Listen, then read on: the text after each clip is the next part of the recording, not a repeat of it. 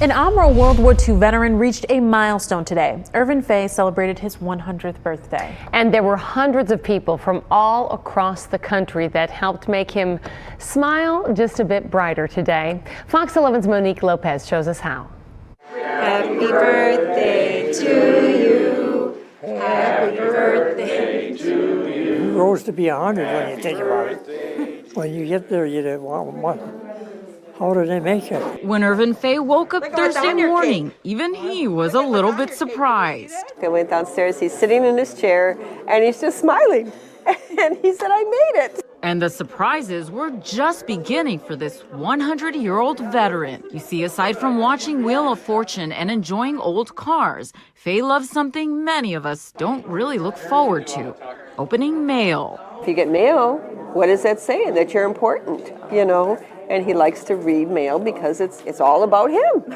It's all about my father. It keeps your life going wide open there too. You don't sad off someplace. The days start, things sharpen your day up. But what can you get for a 100-year-old man who seemingly has it all and does it all? Alice, Ervin's wife of 75 years, knew just the thing. I said, I'd like to have him get like 100 birthday cards. I think he did. With the help of the Omro Area Community Center, Alice asked for a mail call in hopes of surprising her husband with birthday cards from the community. At least one for every year he's been alive. In just a week, several cards started arriving from all over and didn't stop. The World War II Air Force veteran was presented with some of those cards at a surprise birthday party thrown in his honor. How old are you?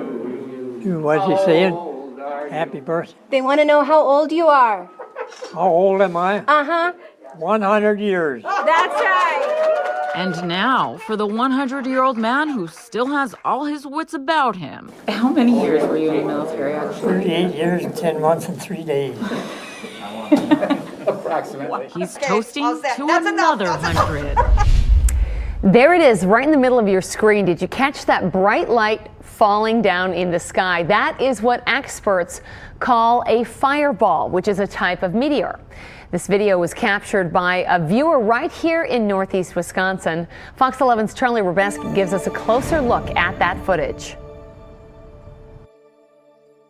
A bright light flashing by. Keith Kasurik captured it on video. About 6:45 a.m., we were getting ready for school, and my daughter Molly, she's looking out the window and she says, "Dad, I think I just saw a bright light go from the sky to the ground." The Manitowoc County resident said it was actually his daughter that saw the meteor, but it was this camera that recorded the footage. So I checked my camera on the west side of the house, and sure enough, there it was. Experts say it was a fireball, another term for a very bright meteor. Most of the time, these little bits of leftover solar system burn up in the atmosphere, but when they are maybe an inch or a couple inches wide, they can actually plow through the atmosphere so fast that they start glowing. The American Meteor Society saw 131 reports of fireball sightings across 9 states on Thursday. Megan Pickett, a physics professor at Lawrence University, says the fireball that was spotted was likely the size of a softball. Pickett says fireballs aren't especially common. There might be a few per year that are entering the Earth's atmosphere all the time. Many of them will happen over the ocean so people can't see them. So this is quite unusual. We currently continue to run at a capacity greater than 100%. Oftentimes we're reaching 120% of our normal capacity. Dr. Robert Mead with Bellin Health joins us live this morning via Zoom with more. Good morning, doctor. Hey, good morning. Well, let's talk a little bit about the Navy team that is at Bellin. What kind of help are they providing, and why the need to have them stay longer? Right. They're helping with, they have physicians that are helping. There's RNs and there's respiratory therapists, and they're helping in our most needed areas like the ICU and in-house where we have all the admissions. And there's a need because of the surge in cases, so you need them to continue in their current capacity? Right. Our hospital capacity, as you just heard, is over 100%, and so that means we need more staff to help take care of the patients that need help, not only COVID patients, but also non-COVID patients. and the surge is continuing. We've had really the surge since September, so it's been a persistent high level since then, and so our staff is getting very fatigued and burnt out. So this is a well-needed help for that. How are local numbers that you're seeing, and what are you most concerned about right now with this virus? Well, I think the main thing with this virus is the contagiousness. So we're still seeing record high numbers. As I said, we had a surge since September, but it's peaked now that most of the cases are Omicron. And the biggest concern with this variant is the contagiousness of it. So all the old CDC recommendations are sort of out of the window. If you're, basically indoors without a mask with somebody, it doesn't matter if you're 6 feet or 10 feet or 20 feet, you're at risk for getting an infection. Doctor, I'd like to get your take on testing, specifically at-home tests for COVID. Once you take that test, should you contact your provider and share the information? Right. I think that is very helpful. And I think the hospital systems in town are setting up something to do that, because if you don't, if we don't notify it, we can't put it in the chart, or we can't record that. So one of the things about the numbers of cases that are being reported to the state, those are only numbers that are done at the hospital. So if somebody turns positive at home, that's not showing up there. So the positive numbers for Omicron is probably quite a bit higher than what's actually being reported because of the home positives. And should we trust these at-home tests, the results of them? Yeah, they're not quite as sensitive as some of what they call the molecular tests done at the hospital, which is like a PCR test.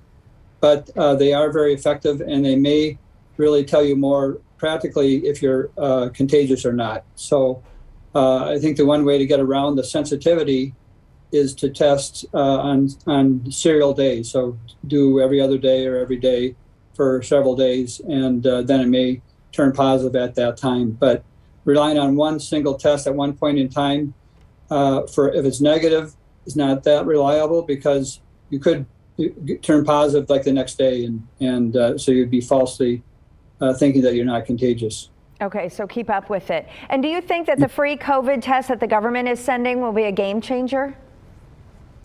That's a start. I think we probably, you only can get 4 tests per household. So as I mentioned, I think the more you test with the at-home test, which is the antigen test, the better you are. So we'll probably likely be better off if we had more tests than just the 4, but it's certainly a good start.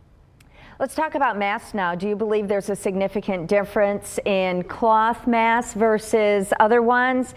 And talk about the N95 ones too, if you don't mind. Right. Yep. Yeah. So they definitely the higher grade mask, the better. So N95 is best, and then there's other tests like KN94 and KN95 and KF94, which are helpful. Those are second best masks. Third best would be a surgical mask. And then I probably wouldn't use a cloth mask anymore unless you're going to put a surgical mask over it.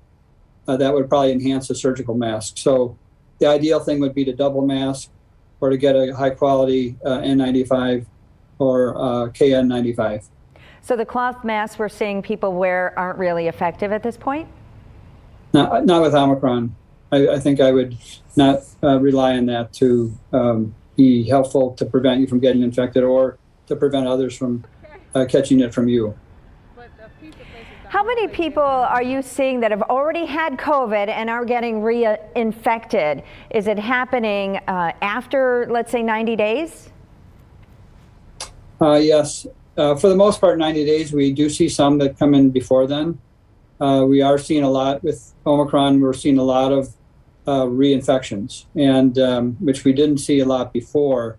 And we're seeing even breakthrough plus reinfections. So I've had some patients that have had COVID. They've also had both their both their shots, and then their booster shot in addition, and then they still get COVID. So, but I think if you've had COVID before, and if you've had the vaccines, including especially the booster, it doesn't protect you much from getting Omicron infection, but it does prevent significant for complications like being hospitalized or going to the ICU or even death. So in that way, the vaccines are very effective. And if you've had previous COVID, that I think is also protective against serious infection. But the recommendation is still to get a vaccine even if you've had COVID before, because we don't know the response from the previous infection. And finally, doctor, how are flu cases in the area? What are you seeing? We're seeing some flu cases. There's not a huge number yet, and hopefully we won't see a large peak of that. But it's still early in the season for flu. I mean, we oftentimes will see flu peak in February or March in this area. So it's real important. I think another reason for people to mask is that they're less likely to get influenza as well. So as we found out last year. So it's around. Some people have it. It's not a huge number yet, but I suspect that number will increase as time goes on.